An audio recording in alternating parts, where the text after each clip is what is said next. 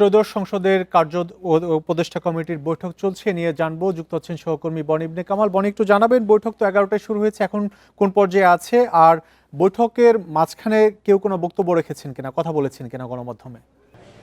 শরীফ, 11টার কিছু পরে যে বৈঠকটি শুরু হয়েছিল সেটি কিন্তু প্রায় আরও 15 মিনিট আগে শেষ হয়েছে এবং সেই বৈঠকটি শেষ হওয়ার পর আমরা যখন চিফ হুইপ নুরুল ইসলাম মনির সঙ্গে কথা বলছিলাম, তিনি কিন্তু আমাদেরকে জানাচ্ছিলেন যে আজকের বৈঠকে কি কি বিষয় নিয়ে আলাপ আলোচনা হয়েছে এবং কোন বিষয়গুলো তারা মূলত এনেছেন বা লক্ষ্য করেছেন। আমরা তার সঙ্গে যখন কথা বলছিলাম তিনি কিন্তু তখন জানাচ্ছিলেন যে আজকের যে বৈঠকটি হয়েছিল সেই বৈঠকের মূল উদ্দেশ্য ছিল সংসদ সদস্য যারা রয়েছেন তাদের যে বরাদ্দ, তাদের জন্য হোস্টেল বরাদ্দ বা তাদের যে থাকার ব্যবস্থা, সেই থাকার ব্যবস্থা নিশ্চিত করার বিষয়টি কিন্তু মূল বিষয় ছিল এবং সেই বিষয়টি নিয়ে আলাপ হয়েছে। পাশাপাশি আপনি জানেন যে সংসদ অধিবেশনের একদম শুরুর দিন থেকেই কিন্তু সাউন্ড যে ব্যবস্থাপনা বা সাউন্ড সিস্টেম নিয়ে কিন্তু ব্যাপক ধরনের সমস্যা দেখা দেয়।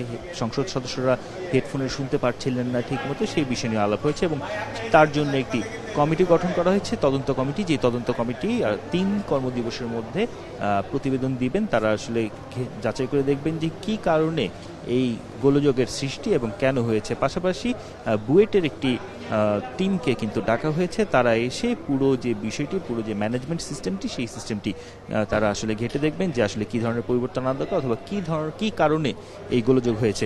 এই একটি বিষয় কিন্তু হয়েছে। পাশাপাশি যদি একটু আবাসনের বিষয়টি আপনাকে জানিয়ে রাখতে চাই, আবাসনের বিষয়ে যখন আমরা কথা বলছিলাম তখন নুরুল ইসলাম মনি, চিফ হুইপ, তিনি কিন্তু জানাচ্ছিলেন যে বেশিরভাগ ক্ষেত্রে আসলে সব এমপি এবং সব সংসদ সদস্যদের জন্যই যেন আবাসন নিশ্চিত করা যায়, সেই লক্ষ্যে আসলে সংসদ কমিটি কাজ করছে এবং তিনি বলছিলেন যে সবার জন্য আবাসন ব্যবস্থা নিশ্চিত করার চেষ্টা চলছে।